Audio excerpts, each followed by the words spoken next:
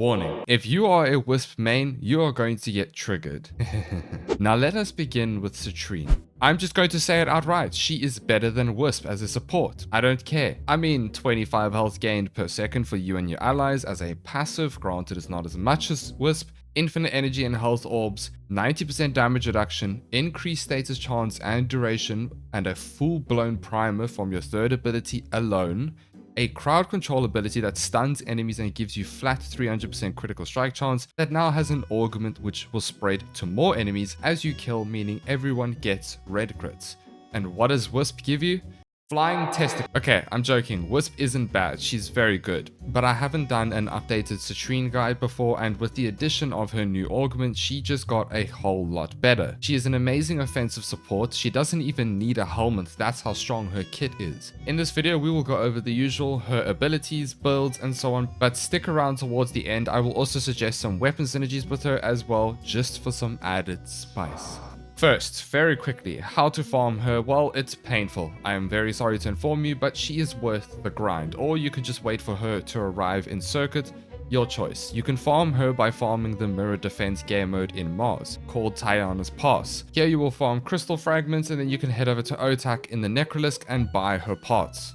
Now let's go over her abilities. Her passive is quite the decent one actually. In 50 meters, allies and yourself will have health regen. You start at 5 health per second, but as you pick up health orbs, it will permanently increase the health regen by 0.1 points up until 25 health per second.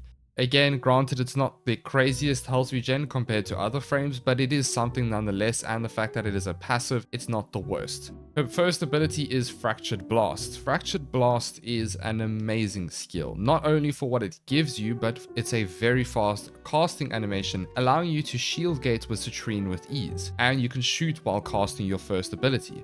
In short, you prime enemies with her crystals, applying slash and impact. When you kill these enemies, they will have a chance of dropping a health and energy orb.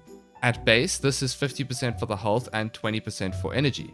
But this will scale with strength, and you can, if you'd like, go up to 100% for both health and energy orbs. And if you push it past the 100%, they have a chance to drop an extra orb, which is just crazy. So when you are playing Citrine, you just see health and energy orbs lying everywhere. You simply just cannot run out of energy when Citrine is on your team, and it's also Equilibrium's heaven. Now this ability synergizes really well with her 2 and 3, which I will go over now. Her second ability is Preserving Shell. Preserving Shell gives you and your allies within affinity range, which is 50 meters, up to 90% damage reduction. The starting damage reduction will scale with strength, so with enough strength on her, you can start at 90% damage reduction, but kills and assists will keep it from decaying. When an enemy dies from your first or third ability, it will also charge up Preserving Shell. Her third ability is my favorite, Prismatic Gem. Why? Well, because you throw out a gem that targets enemies nearby and primes them with heat, cold, toxin, and electricity. Every time you damage an enemy in the radius, it will target them and prime them for 0.4 seconds. But if you hit multiple enemies at once, then multiple beams will spread out and prime all of the damaged enemies. On top of it being an amazing primer, meaning it synergizes well with any weapon that has a condition overload type mod, you will get bonus status chance and status duration while inside the gem's radius. And this scales with strength, so it's really easy to get well over 200% status chance and status duration. Now this is where her third ability is absolutely amazing for any weapon you are using, because with the addition of the new Archon shards, we have green shards that can increase our max corrosion stacks to 14, which means full armor strip. Pairing this with the added status chance and duration, you can imagine how nice this is if you have a weapon that's built for something like corrosive heat, allowing you to melt through an armored enemy with ease. Remember I mentioned that her 1 synergizes well with her third. While when you cast your 1, you do damage to multiple enemies inside the radius, which means the beam will just go out and prime all the enemies that you have just damaged. But the damage that the gem stacks from the status effects that are applied, pairing it with the damage from her first ability, Fractured Blast pretty much kills enemies by itself. So you can understand how this is strong as is, because her 1 and 3 just nuke enemies. You can go one step further and put on Archon continuity on her, as her Prismatic Gem primes with Toxin, meaning more corrosive procs, and of course when you add 2 green shards, meaning you full armor strip really quickly, it's destruction. It's just broken. Not only that, because this ability applies heat, cold, toxin, and electricity, this means you could, in theory, run a full Archon modded Citrine to make use of all of the buffs. This is entirely up to you. Personally, I found just Archon continuity to be the best.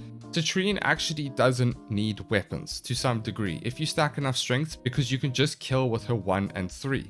And you can focus on a full strength build if you'd like. We now move on to Crystallize, which is her 4th ability. This one is an amazing crowd control ability that seeks out enemies and keeps them still. Crystals will grow out of the enemies that are affected, and if you hit those crystals, you get a flat 300% critical strike chance, which means red crits permanently. In fact, if you have a hit scan weapon, your critical damage is multiplied by 2 times, in addition to the crit chance bonus. The only downside to this ability is the slow casting speed, which is where I would suggest putting 1 to 2 casting speed shards on Citrine. Citrine now has an augment called Recrystallize, which Pablo just cooked unbelievably hard with this one, goddamn. Enemies killed by the crystalline growths stagger and spread the crystals to enemies within 20 meters. Now this will stack with range. Now there is one downside, which I was hoping it would, but I do understand, as it would be pretty broken if it did. When it spreads to the other enemies, it doesn't stun them in place like when you normally cast it. Instead, it just kind of gives them a small little stagger, and then they move around like normal with a crystal just grown out of them. This augment has made Citrine better than she already is, in my opinion. It hasn't made her broken, it's just a little better than she already is. Before we go any further, if you could hit that like button, it really helps me out. Thank you so much for your time. Because of the nature of Citrine's abilities, you want to build for a decent amount of strength, a bit of duration, and range. I do run blind rage, which gives us negative efficiency, but that can be sorted out by running something like Streamline. This is flexible though, as you can drop blind rage for something like Transient Fortitude or Umbral Intensifier, and then use Molt Augmented.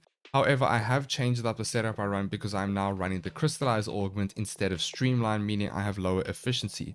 But it's okay because she can really sustain her energy really easily with her first ability and also using Equilibrium. The beauty of Citrine is that her kit works so well that you don't need a helmet. So the main build I'm going to show doesn't need a helmet, although that being said, just because I don't play Citrine with a helmet doesn't mean that she isn't good without one, even though I see it as a sacrilege act of a heresy. Some helmet options I would suggest would be Zarta's Whisper, Roar, and the new Eclipse as well, to be honest. Or you can pick anyone that you see fit. The only ability that I can think of subsuming is her 4th ability, as her 1, 2, and 3 work so well together, but again, your game, you do what you want here. Yes, 90% damage reduction only takes you so far when you start scaling, but let's face it, the majority of the player base doesn't do endurance runs, so that 90% damage reduction is actually pretty decent. This is the build I run with her. We run Catalyzing Shield so it's easier to shield gate with her, and then we run Archon Continuity so that we can proc more corrosive procs from her 3rd ability, allowing us to armor strip a lot faster. It's a fairly balanced build that's super comfortable for pretty much any content in Warframe. For the beginners, if you get Citrine, you can build for something like this and it will suffice. Again, like I mentioned earlier, I don't run a helmet with her, I don't see the need, but if you do want to run a helmet with her, you can alter the build to the helmet you have subsumed. Now, when it comes to actually playing her, well, it's pretty simple. Prime enemies with your 1 so that when you kill them, you guarantee a health and energy orb drop. Keep your 2nd up for that 90% damage reduction and keep recasting it when it runs out. Then cast your 3 for a massive damage boost and status chance boost. Then cast your 4th to crowd control enemies and get red crits from your weapons. And that's just the simple gameplay loop with her. She's pretty easy to play, she's straightforward, she's not that difficult to understand. Citrine is the perfect frame to use in Star Chart and Steel Path. I genuinely think Citrine is an S tier frame. But I'm not done. We have weapons to talk about. You see, Citrine is one of the only frames that gives you and your allies a shit ton of status chance and duration. Plus you get free red crits as well. So weapons that generally have high status chance or weapons that simply lack status chance just benefit heavily from Citrine's buffs. Weapons like the Phantasma, Phage, Convetrix, Burst On Incarnate is my favorite. The Strand Incarnate as well. I actually don't even want to limit to these few weapons. There are so many. The New Core, the Cycron, any of the new Incarnate weapons, any of the OG Incarnate weapons, anything. Any weapon that you like will do more damage with Citrine. She is such a strong weapons platform that any weapon will do insanely well with her. And because of the addition of green shards, it basically brings Citrine to a near perfect frame in my opinion, because all you need to do is run corrosive on your weapons, use your 3rd ability with Archon Continuity to armor strip enemies, and I love this frame. I adore her so much, she's amazing. You can go one step further though. Using the Nautilus with her will add an extra element of a pull mechanic for her, just making her even better. So let's just have our little checklist here with Citrine, shall we? Infinite energy sustain and health sustain, 90% damage reduction, increased status, chance and duration, crowd control plus red crits, armor stripping with shards and Archon continuity, Nautilus with her pulls enemies in. I don't need to go on more about her.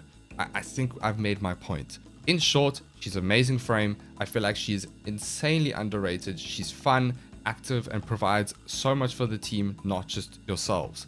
I hope you guys enjoyed this video. Don't forget to leave a like and subscribe. A huge thank you to all of our channel members on this channel. Your support means so much to me. Thank you. I'll see you guys in the next one. Citrine is better than Wisp. Bye.